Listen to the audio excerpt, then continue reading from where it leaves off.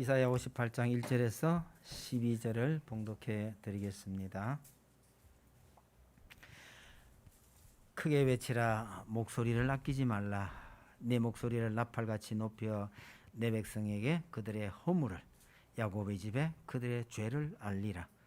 그들이 날마다 나를 찾아 나의 길 알기를 즐거워함이 마치 공의를 행하여 그의 하나님의 규례를 저버리지 아니하는 나라 같아서 의로운 판단을 내게 구하며 하나님과 가까이 하기를 즐거워하는도다. 우리가 금식하되 어찌하여 주께서 보지 아니하시오며 우리가 마음을 괴롭게 하되 어찌하여 주께서 알아주지 아니하시나이까. 보라, 너희가 금식하는 날에 오락을 구하며 온갖 일을 시키는도다.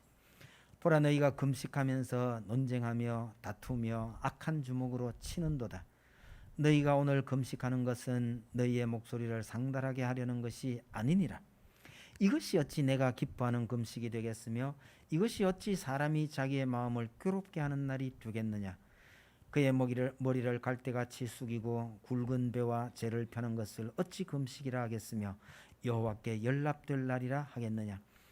내가 기뻐하는 금식은 흉악의 결박을 풀어주며 멍에의 줄을 끌어주며 압제당하는 자를 자유하게 하며 모든 멍에를 꺾는 것이 아니겠느냐. 또 줄인 자에게 내 양식을 나누어 주며 유리하는 빈민을 집에 들이며 헐벗은 자를 보면 입히며 또 내 골육을 피하여 스스로 숨지 아니하는 것이 아니겠느냐. 그리하면 내 빛이 새벽같이 비칠 것이며 내 치유가 급속할 것이며 내 공의가 내 앞에 행하고 여호와의 영광이 내 뒤에 호위하리니 네가 부를 때는 나 여호와가 응답하겠고 네가 부르짖을 때에는 내가 여기 있다 하리라. 만일 내가 너희 중에서 멍에와 손가락질과 허망한 말을 제하여 버리고 줄인 자에게 내 심정을 동하며 괴로워하는 자의 심정을 만족하게 하면 내 빛이 흑암 중에서 떠올라 내 어둠이 낮과 같이 될 것이며 여호와가 항상 너를 인도하여 메마른 곳에서도 내 영혼을 만족하게 하며 네 뼈를 견고하게 하리니 너는 물된 농산 같겠고 물이 끊어지지 아니하는 샘 같을 것이라. 내게서 날 자들이 오래 황폐된 곳들을 다시 세울 것이며 너는 역대에 파괴된 기초를 쌓으리니 너를 일컬어 무너진 데를 보수하는 자라 할 것이며 길을 수축하여 그할 곳이 되게 하는 자라 하리라.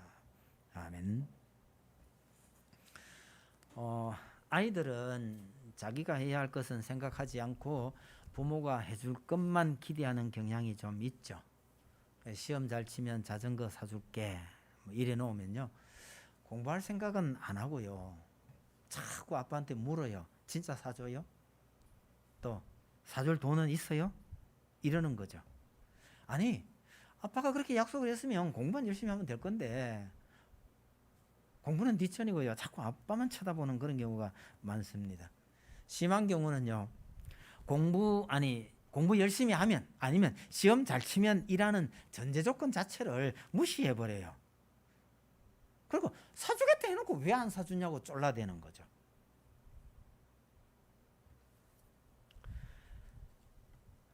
애들은 그럴 수 있죠. 근데요, 다 큰 녀석이 이러면 이건 참 기가 차는 겁니다. 여러분, 이스라엘은요, 금식까지 하면서 하나님께 기도를 드렸는데 하나님께서 들으시지 않더라는 거예요.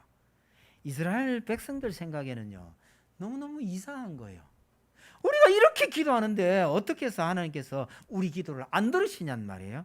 그게 3절이에요. 우리가 금식하되 어찌하여 주께서 보지 아니하시오며 우리가 마음을 괴롭게 하되 어찌하여 주께서 알아주지 아니하시나이까, 이랬다는 거죠.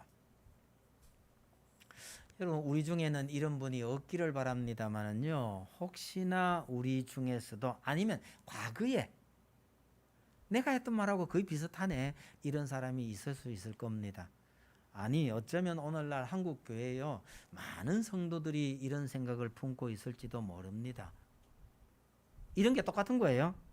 내가 오랜 세월 충성스럽게 교회를 섬겼는데 어떻게 내게 하나님 이러실 수가 있습니까? 뭐 이런 거예요.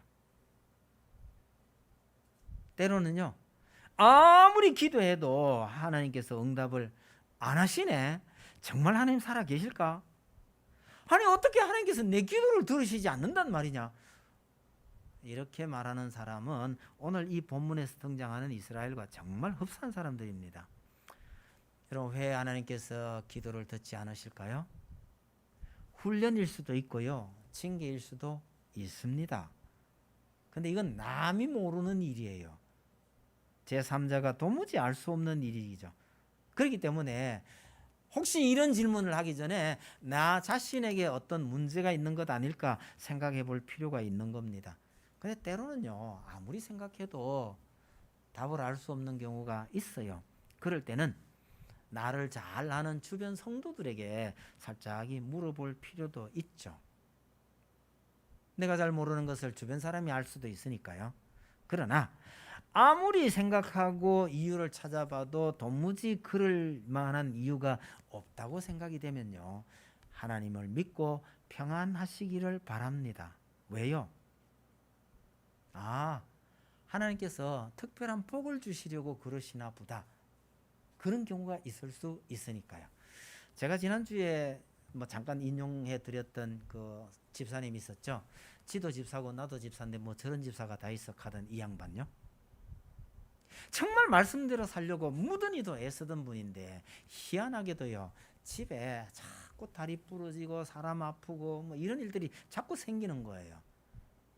정말 말씀대로 살려고 애를 쓰고 있다는 걸 주변 모든 사람들이 아는데 자꾸 이러니까, 하나님, 제가 다리 부러지는 거 저는 괜찮습니다만 이거 하나님 얼굴에 먹칠하는 겁니다.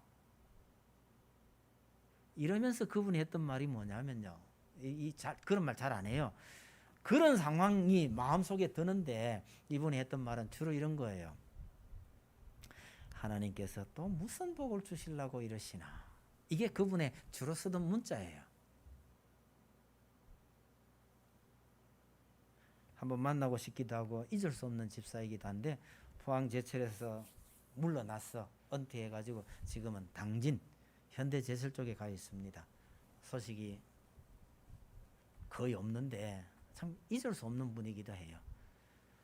아니 정말 말씀대로 살려고 하고 교회 정말 충성하는데도요, 자꾸 집안에 우환이 생겨요. 나하고 병원도 같이 많이 다녔습니다. 근데 재밌는 말이 그거예요. 하나님께서 또 무슨 복을 주시려고 이러시나. 여러분, 욥이 그랬고 다윗이 그랬습니다. 이유 없는 시련이 닥칠 이유가 하나님께서 특별한 복을 주시려고 부르셨다는 거예요. 아들을 주시지 않아서 고통스러운 세월을 보냈던 아브라함이나 한나도 하나님의 특별한 뜻이 있었습니다. 여러분, 어쩌면 아무리 열심히 기도해도요, 그 기도가 우리 살아생전에 이루어지지 않을 때도 있습니다. 그런데 그분이 돌아가시고 난 다음에 그 기도가 이루어지는 것을 종종 보게 됩니다. 하나님의 때에 하나님의 뜻대로 이루어질 것을 믿는 것이 제대로 기도하는 사람의 복입니다. 내 이 기도를 하나님께서 듣지 않으신다라는 생각이 들 때도요, 이건 하나님께서 내게 특별한 복을 주시려고 그러시는가 보다라고 믿는다면 기도가 이루어지지 않음에도 불구하고 평안을 누리는 것이 성도의 특권이기도 합니다. 그런 경우가 있을 수 있는데 안타깝게도 오늘 이 본문의 이스라엘 백성들은요, 하나님의 징계를 받아야 할 만큼 잘못이 있었다는 겁니다. 3절 뒷부분을 보시면요, 너희가 금식하는 날에 오락을 구하며 온갖 일을 시키는도다. 여러분, 안식일에 금식하는 일에 일을 열심히 시킨다는 것은 그 사람이 신앙생활 제대로 하지 못하게 막는 거예요. 4절요, 보라 너희가 금식하면서 논쟁하며 싸우며 악한 주먹으로 치는도다. 3절 4절을 보니까 이스라엘이 참 악하다는 생각이 드는데, 그러면 2절은 뭘까요? 2절 한번 보세요.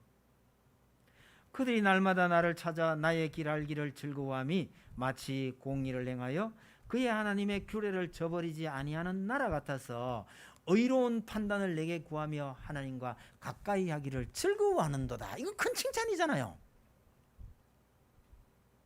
3절이 진짜라면 2절은 뭘까요? 겉으로만 그렇다는 거예요. 겉모습만 그렇다고 이 책망하는 이야기입니다. 쉽게 말하면 이스라엘은요, 열심히 기도하는 거예요. 열심히 금식하고 그래요. 그러면서 겉으로 보기에는 그렇게 보이는데 속으로는요, 이렇게 열심히 기도하는데 하나님께서 왜 우리 기도에 응답하지 않으시냐, 이렇단 말이죠. 그랬던 그들에게 하나님의 답변을 간단하게 정론하면요, 야, 그게 금식이냐? 그게 금식이냐는 거예요. 여러분, 이스라엘이 그렇게 열심히 기도하는데 거기에 제대로 응답하지 못하시는, 그들의 그 기도를 들어주지 못하시는 하나님도 참 안타까우셔요. 기도를 한다고 하긴 하는데 그게 어떻게 기도냐 이러고 계시고요. 이스라엘은 열심히 기도하는데 하나님께서 아무 말씀도 안 하시니 정말 답답한 거예요. 하나님과 이스라엘 백성 사이에서 어디가 어긋나서 이렇게 서로 핀트가 맞지 않는 걸까? 그걸 생각해 보고자 합니다. 첫 번째로 말씀드릴 것은요, 도대체 뭐가 금식이냐는 거예요. 이스라엘은 굵은 벼옷을 입고 제 위에 앉아서 머리를 갈대같이 숙이고 열심히 기도를 했습니다. 그걸 말하는 게 2절이에요. 겉으로 보기에는요, 정말 하나님의 판단을 구하며 하나님 가까이 하는 걸 참 즐거워하는 것처럼 보입니다. 그런데 하나님께서는요, 그게 금식이냐고 물으시는 거예요. 먹지 않는 행위보다는요, 왜 먹지 않느냐가 중요합니다. 금식은 단순히 밥을 먹지 않는 것이 아니라 음식을 먹지 않음으로 육체를 괴롭게 하는 것입니다. 육체의 욕망, 즉 자신의 욕망을 줄이고요, 하나님의 긍휼을 바라는 것입니다. 자신이 완전히 녹아 없어지고요, 하나님만 살아 역사하시도록 하시는 것이 그게 금식입니다. 금식의 모양새보다는 하나님의 뜻을 행하는 것이 더 중요합니다. 그게 금식입니다. 자신의 이기적 욕심을 버리지 않은 채 그냥 겉으로만 금식의 흉내를 낸다는 것은요, 이건 제 말입니다만은 비유컨대 음식 속에 풀어지지 않은 소금 덩어리와 비슷하지 않을까, 그런 생각을 해요. 계란 후라이가 참 맛있잖아요. 근데 씹다 보니 그 속에요, 소금 덩어리가 덜커덕 씹히면요, 아마 평소에야 소금을 그냥 먹기도 하죠. 여름에 땀 많이 흘렸으니까 하고 소금을 한 줌씩 털어 넣기도 합니다만은요, 그러나 계란 후라이를 씹다가 소금 덩어리가 씹히면 참 이거 기분이 많이 안 좋습니다. 녹아 없어져야 할 이기심으로 가득 찬 금식 기도가 하나님에게는 바로 그런 느낌이 아닐까 생각을 해봅니다. 하나님께서 말씀하시는 금식이란 도대체 뭡니까? 6절 7절을 보십시다. 내가 기뻐하는 금식은 흉악의 결박을 풀어주며 멍에의 줄을 끌어주며 압제당하는 자를 자유하게 하며 모든 멍에를 꺾는 것이 아니겠느냐? 또 줄인 자에게 네 양식을 나누어 주며 유리하는 빈민을 집에 들이며 헐벗은 자를 보면 입히며 또 네 고륙을 피하여 스스로 숨지 아니하는 것이 아니겠느냐? 이렇게 말씀하시는 거예요. 여러분, 이게 어떻게 금식인가요?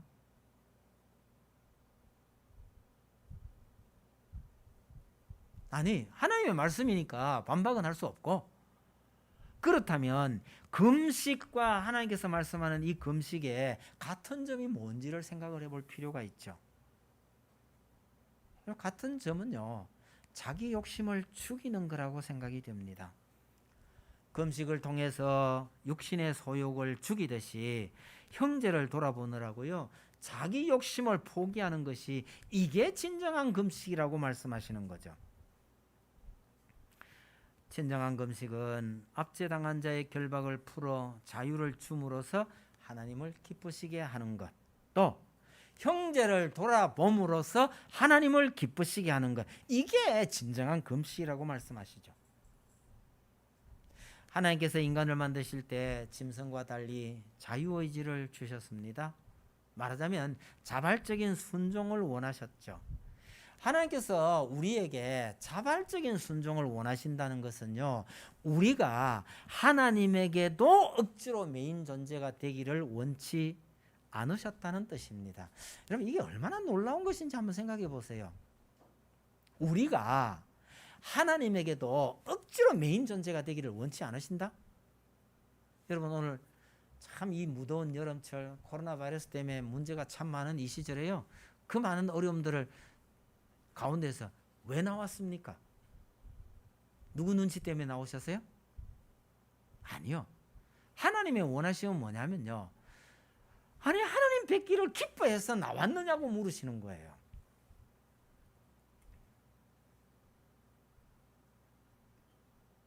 정말 우리가 차원에서 하나님 섬기기를 원하고 하나님께 나오기를 원한다, 그것 때문에 하나님께서 우리를 결박이나 속박이나 묶어놓고 잡아당기지 않으셨단 말이에요. 그만큼 우리를 소중한 존재로 만드셨다는 겁니다. 그랬는데 이 인간들이요, 나도 너희를 속박하지 않으려고 하는데 이 인간들이 엉뚱한 곳에 가서 속박이 되어 있고 매여 있다는 것은 하나님께서 보시기에 너무너무 가슴 아픈 일이라는 거예요. 나도 너희를 구속하지 않고 속박하지 아니하는데 어느 인간이 너를 그렇게 묶어놓고 속박하고 있더냐. 하나님께서 그리 말씀하시는 거예요. 여러분, 오늘 우리가 다 자유를 누리고 있다고 하지만 의외로, 그죠? 돈에, 직장에, 아니면 이웃에 참 고약한 동료 때문에 묶여 있는 경우가 참 많습니다. 어쩌면 오늘날 우리 이 인생들을 보면서, 자유롭지 못한 우리 인생들을 보면서 하나님께서 너무너무 힘들어하고 계실지도 모르겠다는 생각이 들어요. 비유컨대 이런 겁니다. 매 한 번 되지 않고 키워놓은 아이가 어디 나가서요, 매를 많이 맞고 왔어요. 부모 마음이 어떠하겠어요? 내가 어떻게 키운 자식인데 어디 가서 맞고 다니느냐, 뭐 이렇게 되지 않겠어요? 하나님께서 이렇게 애지중지하시는 하나님의 백성을 압제를 하거나 그 형제를 돌아보지 아니하면서 금식 기도를 한다는 것이 도대체 말이 되느냐, 하나님께서 그렇게 묻고 계시는 겁니다. 아담이 범죄한 이후에 하나님께서는 말로 다 할 수 없는 고난을 겪으셨습니다. 종살이하고 있던 이스라엘 백성들을 불러내서 자기 백성으로 택하셨습니다. 우리들을 구원하시려고 아들을 희생하는 고난을 겪으셨습니다. 이렇게 소중한 존재로 만든 하나님의 자녀가 어디 가서 엉뚱하게 매여 있는 것을 하나님께서는 결코 원하시지 않습니다. 하나님의 이런 뜻을 생각하지 아니한 채 금식한다, 기도한다, 하나님 섬긴다, 이것은 하나님 보시기에 말이 되지 않는다는 겁니다. 그러므로 진정한 금식은 우리의 욕심을 죽이고 하나님의 뜻이 우리를 통해서 살아나는 것이라고 할 수 있죠. 다른 말로 하면요, 밥 안 먹으면 길게 가면 죽습니다. 말하자면요, 우리의 생명을 하나님께 맡긴다는 의미가 되죠. 그러므로 금식하기 전에 하나님의 뜻을 살피는 것은 이건 반드시 필요한 일입니다. 우리가 하나님을 섬긴다고 해서 봉사하고 예배하고 선교하고 이러는데요, 이런 일을 한다고 나서기 전에 과연 이 일이 형제를 세우는 일인가, 아니면 형제를 자유롭게 해주는 일인가 예민하게 따져보라는 거죠. 여러분, 오늘날에도요, 교회를 위해서, 선교를 위해서 참 열심을 품고 있는 사람들이 정말 많습니다. 정말 그것이 형제를 세우고 형제를 행복하게 하는 것이냐, 아니면 너 자신의 유익을 추구하고 너 자신의 체면을 위한 일이냐 생각해 보라는 말씀입니다. 여러분, 우리는 우리 스스로 잘 믿는다고 하는 생각하기 전에 말이죠, 내가 하나님을 잘 믿는 이것 때문에 얼마나 많은 형제를 행복하게 해줬는지요, 얼마나 많은 형제를 평안하게 해줬는지를 꼭 생각을 해보아야 합니다. 그래야 우리의 행한 모든 금식이나 기도나 예배라는 것이 그게 하나님의 말씀대로 행하는 것이 된다는 뜻입니다. 두 번째로요, 그렇게 제대로 금식하면 하나님께서 어떤 복을 주시는가? 본문에 많은 복이 약속이 되어 있습니다. 8절 보실까요? 그리하면 내 빛이 새벽같이 비칠 것이며 내 치유가 급속할 것이며 내 공의가 내 앞에 행하고 여호와의 영광이 내 뒤에 호위하리니. 여러분, 너의 빛, 너의 치유, 너의 공의, 이 말은요, 네 스스로 그렇게 노력할 때에 하나님께서요 그 노력 이상의 결과를 주시겠다는 말씀입니다. 네가 기대했던 것보다 훨씬 더 좋은 결과를 주시겠다는 말씀인데, 여러분 이 말씀이 최근에 어디서 본 기억이 안 나세요? 전 사실은 이 구절을 읽으면서 가슴이 찡해 오는 걸 느끼면서 이 본문으로 한번 말씀을 드려야 되겠다 그리 생각을 했던 겁니다. 지난주 교동문이에요. 이게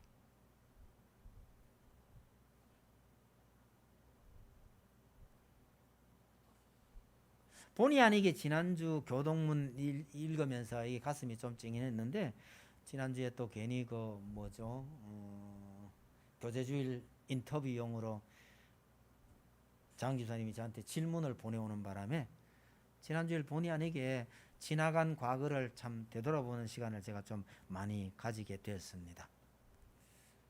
여러분, 지나온 삶을 되돌아보면요, 저도 누구보다도 참 열심히 살았다고 생각이 됩니다.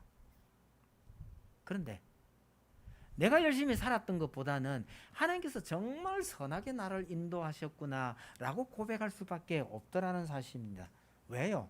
여러분, 우리가 열심히 산다고요 잘 된다는 보장이 없어요. 우리 인생이요.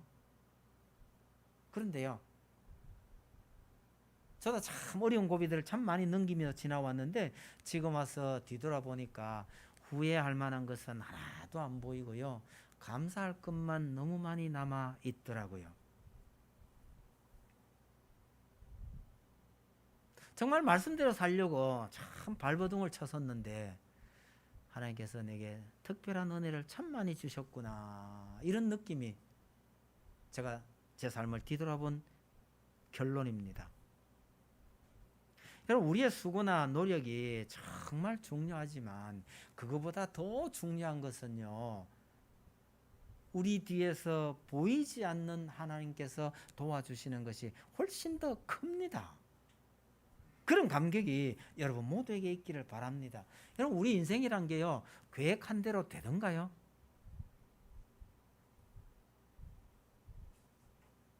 제가 계획하고 실천했던 것보다가 더 이상한 방향으로 가는 경우가 참 많습니다. 생각해보면 생각할수록요, 나도 알지 못했던 거대한 손길이 내 삶을 이끌어 왔었구나 라고 고백할 수밖에 없더라는 거예요. 이런 사실을 잘 아는 의사들이요, 하나님은 치료하시고 우리는 봉사한다, 그렇게 고백을 남긴 것 같아요. 병을 누가 고칩니까? 의사들이 하잖아요. 그러면서 하나님을 제대로 섬기는 의사들은 내가 치료하는 것이 아니고 난 그저 봉사할 뿐이고 치료 낫게 하시는 분은 하나님이시다라고 고백을 남긴 거죠. 어둠을 헤치고 병을 고치며 살아야 하는 우리 인생에게 우리가 그렇게 수고하고 노력했을 때 그 수고와 노력 이상의 큰 열매를 하나님께서 주시겠다. 이것이 나와 우리 모두, 여러분 모두의 고백이 되기를 바랍니다. 내 인생이 그렇게 되어 왔구나, 이런 고백을 하실 수 있기를 바랍니다. 하나님께서 더 큰 복을 이야기하셔요. 10절 뒷부분을 한번 보세요. 내 빛이 흑암 중에 떠올라 내 어둠이 낮과 같이 될 것이며 라고 말합니다. 여러분, 이것은 사람이 해결할 수 없는 어려움을 하나님께서 해결해 주시겠다는 뜻입니다. 여러분, 우리 인생에 우리가 열심히 노력했는데 노력 이상의 결과를 얻는 경우도 있지만, 때로는요, 아무리 애를 쓰고 노력해도 내 능력으로는 불가한 일들이 있습니다. 하나님께서 그런 문제를 해결해 주시겠다는 뜻이 되는데요. 여러분, 아브라함이 하나님의 말씀에 순종하기보다는 자기 생각대로 참 어려움을 겪고 나니까 이걸 해결하겠다고 애굽으로 가버렸습니다. 근데 거기서요, 자기 능력으로 헤어날 수 없는 어려운 지경에 빠졌을 때 하나님께서 아브라함이 어떤 일도 할 수 없을 때에 하나님께서 그를 구원해 주셨습니다. 여러분, 우리가 지금까지 살아온 인생을 이렇게 뒤돌아보면요, 참 가는 길을 알지도 못한 채 가는 게 인생인가 보다, 이런 생각이 들어요.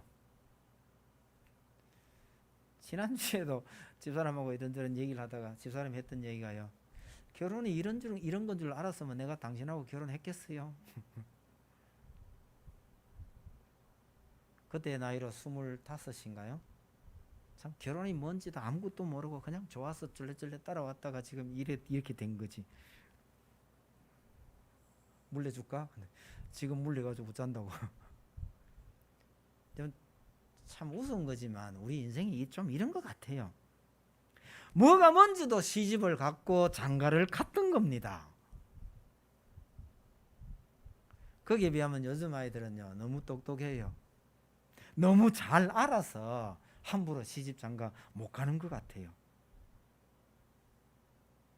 여러분, 어쩌면 우리 인생이라는 것이, 그죠? 참 모르고 가는 이 인생길을 하나님께서 인도해 주시겠다는 약속을 하고 있는 겁니다.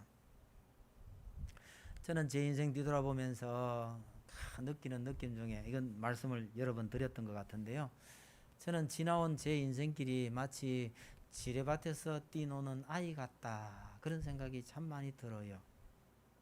아니, 어떻게 저 위험한 지뢰를 밟지 않고 건너왔지? 감사 외에는 할 말이 없는 겁니다. 이게 우리 능력으로 되는 일이 아니에요. 하나님께서 나를 이렇게 인도하셨구나, 그런 감사만이 남아있는 거죠. 하나님께서 또 한 가지 약속을 하십니다. 11절 보셔요. 여호와가 너를 항상 인도하여 메마른 곳에서도 내 영혼을 만족하게 하며, 이러시죠. 영혼을 만족하게 하신대요. 이게 그 밑에 내려오면 너는 물된 동산 같겠고, 이 표현하고 연결이 되는데요, 이걸 연결시켜 보면 마른 땅에 물된 동산 같겠고, 이런 말이거든요. 마른 땅요? 이스라엘의 마른 땅은 사막이나 마찬가지입니다. 사막 한가운데 물된 동산, 이게 말이 돼요? 현실은 마른 땅입니다. 그런데요, 영혼의 상태는 물된 동산 같을 거라고 말씀하시는 것이죠. 마른 땅에서 물이 끊어지지 않는 셈이 될 것이다. 영혼의 만족을 말하는 겁니다.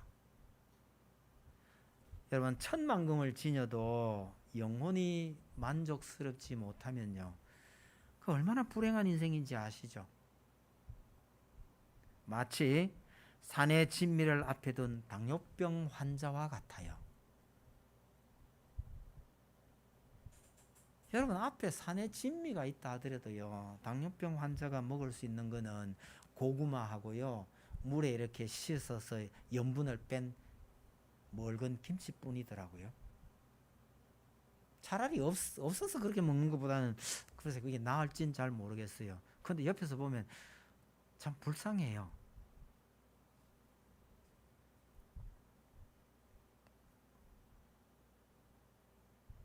영혼의 만족을 주실 뿐만 아니라 그 다음에요, 내 뼈를 견고하게 하리니 라고 말씀하시는데, 이 표현이 또 요즘 제게 참 실감나게 다가와요. 노인들 모시고 있고 노인들 얘기를 듣다 보니까요, 노인들이 일찍 돌아가시는 중요한 원인 중에 하나가 고관절이 부러지는 거더라고요. 뼈가 약했어요. 고관절이 잘 부러지더라고요. 여러분, 뼈만 튼튼하다고 문제가 해결되는 게 아니에요. 튼튼한 뼈가 제대로 역할을 하려면요, 그게 근육이 탄탄하게 붙어야만 된대요. 그래서 뼈를 견고케 한다는 것은 뼈가 제 역할을 할 수 있도록 근육을 튼튼하게 해주신다는 의미가 여기 포함되어 있다고 저는 생각을 하는 겁니다. 지난주에 어느 목사님 또 상이 있어서 모친 상이 있어서 문상을 다녀왔는데요. 아직은 조금 더 사셔도 될 만한 신데 돌아가셨다고요. 왜 돌아가셨냐고 그러니까 고관절이 부러졌대요. 그래서 입원해가지고 몇 개월 수술하고 치료해가지고 회복이 됐대요. 그래서 퇴원해가지고 집에 돌아오셨는데 가까운 교회 교우들이요, 너무너무 반갑다고 모시고 가서 식사하러 갔다가 거기서 누가 문을 잘못 닫는 바람에 꽈당 하셨는데 또 부러진 거예요. 그래서 결국은 돌아오시지 못하고 요양병으로 가셨다가 돌아가셨다고 하는데, 그 아드님이요, 무척 속상해하는 거예요. 누굴 원망할 수도 없어요. 근데 좀 더 사셔도 되는 분이 결국은 고관절 때문에 뼈가 약해서 돌아가셨더라, 그런 얘기입니다. 여러분, 연세가 많이 들고 나이가 많이 들었어요. 이 뼈가 약하고 근육이 물러지면 정말 삶의 질이 형편없이 떨어집니다. 제가 나이 드신 분들 이런 모습을 보면서 여기 보다 가니까 여기에 내 뼈를 견고하게 하리니 가는 게 이게 얼마나 우리 인생을 차지게 만들어주는 표현인지, 결국은 두 가지 표현을 합쳐보면요, 영육 간에 만족을 주시겠다, 그런 약속이잖아요. 물이 별로 없는 이 건동 지역에서요, 마른 땅에 물된 동산 같다, 이것은 정말 큰 복입니다. 뭐와 같은 복이냐면요, 이스라엘 백성들이 광야에서 40년을 방황하던 때에 하나님께서 반석에서 물을 내셨고요, 양식도 아무것도 없는 곳에서 양식을 끊임없이 주셨던 바로 그 복입니다. 이스라엘이 그 광야에서 오직 하나님의 은혜만으로 살 수 있었던 것처럼 바르게 금식하는 자들, 다시 말해서 하나님의 뜻을 행하며 살려고 하는 자들에게 하나님께서 이런 복을 주시겠다는 약속입니다. 마지막으로 한 가지 더 약속하셨어요. 12절. 내게서 날 자들이 오래 황폐된 곳들을 다시 세울 것이며 너는 역대에 파괴된 기초를 쌓으리니 너를 일컬어 무너진 데를 보수하는 자라 할 것이며 길을 수축하여 그할 곳이 되게 하는 자라 하리라. 명성을 주시겠다, 좋은 이름을 주시겠다고 약속을 하시는 거예요. 그 이름이 줄여보면 보수자, 수축자, 이런 뜻입니다. 말씀대로 살려고 애쓰는 자에게 보수자, 수축자, 이런 이름을 주시겠다는 거예요. 여러분, 이 보수자, 수축자 하니까 너무 느낌이 없잖아요. 이걸 조금 더 표현을 풀어본다면 이런 겁니다. 허물어진 나라를 다시 일으켜 세운 사람, 이런 뜻입니다. 여러분, 개척 시대에는 개척자란 말이 가장 명예로운 이름입니다. 나라를 되찾기 위해서 고생할 때는요, 독립운동가라는 말이 정말 자부심 넘치는 말이잖아요. 그런 뜻에서 여기 보수자, 수축자란 말을 쓰고 있는 겁니다. 허물어진 나라를 다시 일으켜 세운 가장 위대한 사람이라는 뜻으로 보수자, 수축자라고 쓰는데, 이게 뭐 다른 경우에 표현을 빌린다면요, 뭐 기국 공신이란 말과 거의 같다고 보입니다. 하나님께서 다시 일으켜 세우시려고 하는 나라가 무슨 나라입니까? 하나님 나라의 개국 공신이라고 불려지는 것과 마찬가지라는 의미가 되는 거죠. 정말 명예로운 이름을 안겨주시겠다는 뜻입니다. 바르게 금식하는 자에게요, 정말 하나님의 뜻을 행하기 위해서 자기 희생을 각오하고 살아가는 자에게 하나님께서 이 엄청난 복을 주시겠다라는 약속입니다. 저는 어릴 때 많이 들은 말 중에 하나가요, 사람이 복을 쫓아다녀서는 안 되고요, 복이 사람을 따라와야 된다고 하더라고요.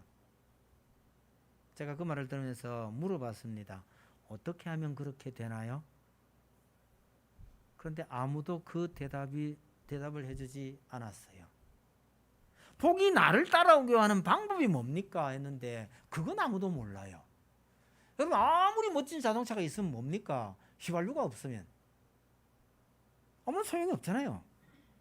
아무리 좋은 말이라 해도 그것을 실행할 방법이 없다면 그건 아무런 소용이 없는 겁니다. 그랬는데 이 본문을 보면요, 올바른 금식, 하나님의 뜻을 쫓아 행하는 그것이 바로 복이 나를 쫓아오게 하는 방법이구나 라는 생각이 드는 겁니다.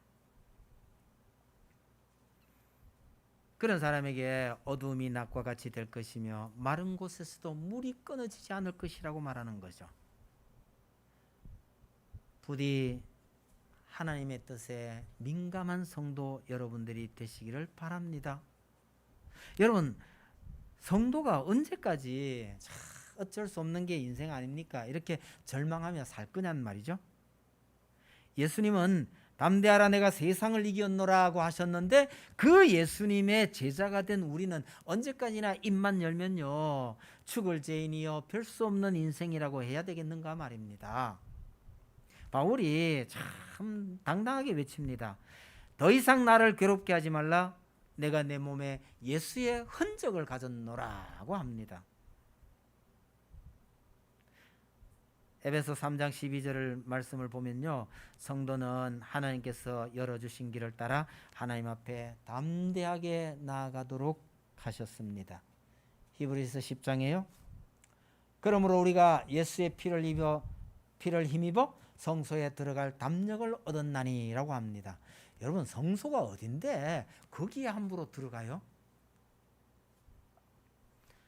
구약시대에요, 1년에 딱 한 차례 대제사장이 혼자서 허리에 끈을 묶어서 조심조심 하면서 들어갔던 그곳이 바로 성소란 말이에요.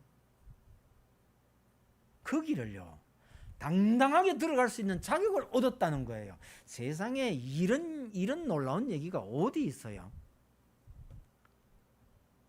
하나님께서 우리에게 그런 길을 열어주셨으니 참마음과 온전한 믿음으로 하나님께 나아가자, 그리로 가자는 거예요.